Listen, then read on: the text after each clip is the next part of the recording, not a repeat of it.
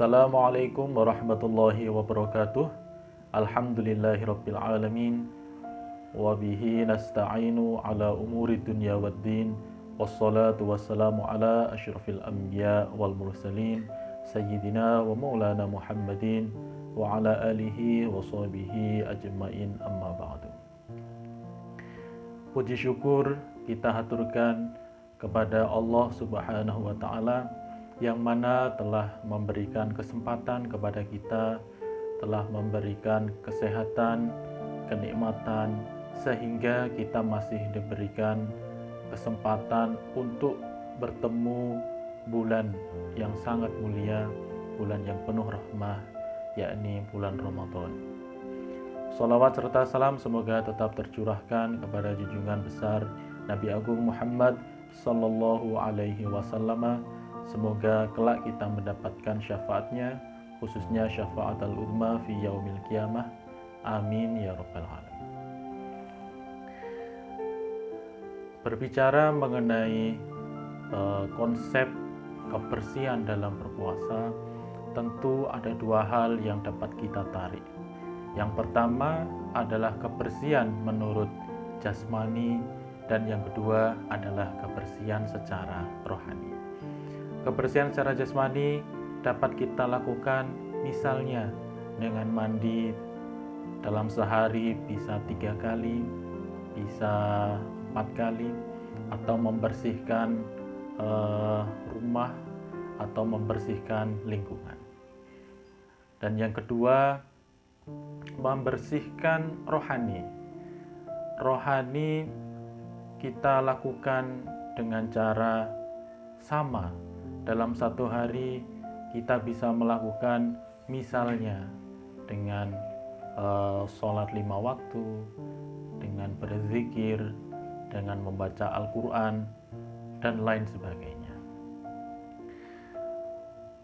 Dalam kajian agamawan, kebersihan rohani ini biasa diistilahkan atau disebut sebagai tazkiyatun nafs. Tazkiyatun nafs berasal dari dua kata. Tazkiyah yang berakar dari kata tazakka yang bermakna suci atau bersih. Sedangkan nafsus adalah jiwa, atau salah satu makna yang dapat kita ambil adalah jiwa. Sehingga sangat pas di bulan Ramadan ini adalah sarana untuk mencapai, untuk menggembleng kesucian jiwa, untuk meraih kebersihan hati melalui puasa yang kita jalankan dari terbitnya fajar sampai dengan terbenamnya matahari. Sahabat yang dimuliakan oleh Allah Subhanahu wa taala, tazkiyatun nafs ini merupakan sebuah upaya yang harus dilakukan oleh setiap umat muslim. Ia bukanlah pemberian yang diberikan oleh Allah, anugerah yang diberikan oleh Allah yang ada, yang diberikan semenjak kita lahir. Namun tazkiyatun nafs ini harus dilakukan dengan upaya yang sungguh-sungguh secara berkesinambungan terus-menerus, paling tidak selama 30 hari ke depan dalam 1 bulan ini. Sahabat rahimakumullah, menurut para agamawan, tazkiyatun nafs ini dibagi menjadi 3, atau paling tidak untuk mencapainya terdapat 3 langkah yang harus dilakukan oleh setiap umat muslim. Langkah yang pertama biasa disebut dengan takhalli. Takhalli adalah upaya untuk membebaskan diri dari segala bentuk kemaksiatan, membersihkan hati, mensucikan jiwa dengan cara meninggalkan hal-hal yang dilarang oleh agama. Seperti diantaranya perkataan yang tidak sesuai, bisa dusta misalnya, janji yang tidak ditepati, atau tingkah laku yang memang tidak diperkenankan oleh agama kita. Ibarat gelas, maka gelas itu harus dipastikan bersih dulu sebelum kita tuangkan air, sebelum kita tuangi teh atau kopi atau air minum apapun itu. Kemudian tahap yang kedua dinamakan dengan tahalli. Tahalli bermakna berhias. Jadi hendaknya ketika seseorang sudah bertaubat, sudah menyesali dosa-dosa yang telah dilakukan di masa lampau, maka dia harus menghias diri dengan perbuatan-perbuatan yang baik. Dia harus melakukan perbuatan-perbuatan positif yang dibenarkan oleh agama. Dalam konteks Ramadan, tentu banyak sekali anjuran-anjuran yang dapat kita lakukan. Misalnya dengan tadarus Al-Quran, dengan memperbanyak zikir, atau memperbanyak sholat malam. Jadi ibarat gelas yang tadi sudah bersih, maka siap untuk dituangi air, siap untuk dituangi teh, kopi, atau minuman apapun yang ingin kita tuangkan di situ. Kemudian langkah terakhir dari proses pembersihan jiwa, penyucian hati adalah tajalli.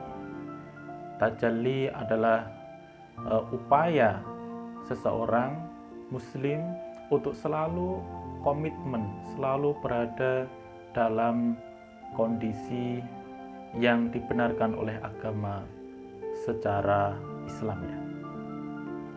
Jadi dia harus berkomitmen untuk selalu dalam kondisi yang positif, sebagaimana yang telah diajarkan oleh Nabi. Sehingga melalui pribadi-pribadi inilah kemudian Islam akan tampil di permukaan secara utuh. Islam akan tampil menjadi agama yang sesuai dengan apa yang dianjurkan, yang diajarkan oleh Nabi Muhammad Sallallahu Alaihi Wasallam.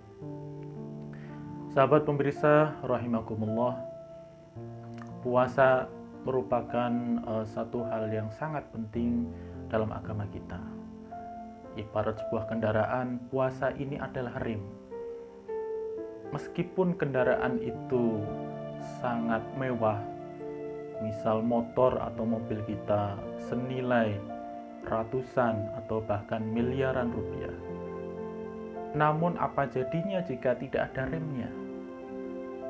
Tentu alih-alih kita akan merasa nyaman, merasa tentram, atau aman ketika mengendarai, justru yang ada kita akan merasa khawatir, takut, bahkan panik ketika di dalam kendaraan itu karena kondisi remnya blong. Nah, oleh karena itulah melalui puasa ini kita harus memosisikannya sebagai rem kita. Jika ada kemaksiatan, maka kita harus injak rem. Jika ada orang yang menggunjing atau kita ingin berdusta, ya kita harus rem keinginan-keinginan tersebut.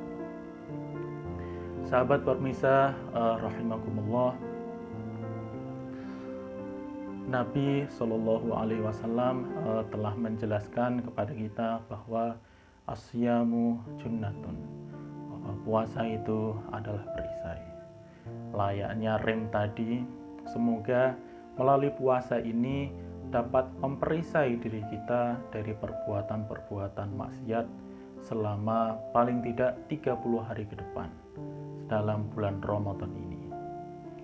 Akhirnya semoga kita bersama mendapatkan predikat al-muttaqin sebagaimana yang telah diisyarahkan dalam Al-Quran, la'allakum tattaqun. Semoga bermanfaat.